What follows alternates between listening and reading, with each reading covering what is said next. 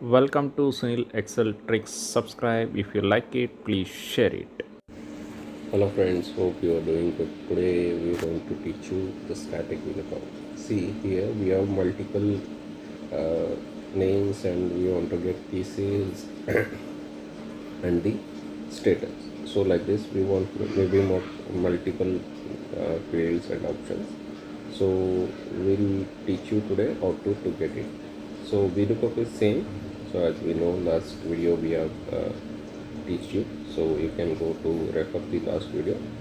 Here the trick is, so as trick is like when you do a VLOOKUP, now this is the trick how you can do it. See here on the H column we should put a dollar sign. Why means it should not be changed, and to your B column also you need to put a dollar, and for your F column also you need to put a dollar, because the data not be changed. So that is why we put a dollar sign to lock it.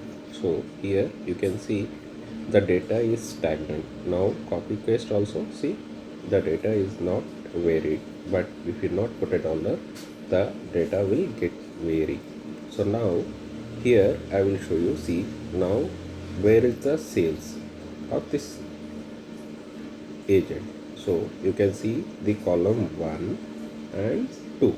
So now come to the formula where sales target should come and you edit it.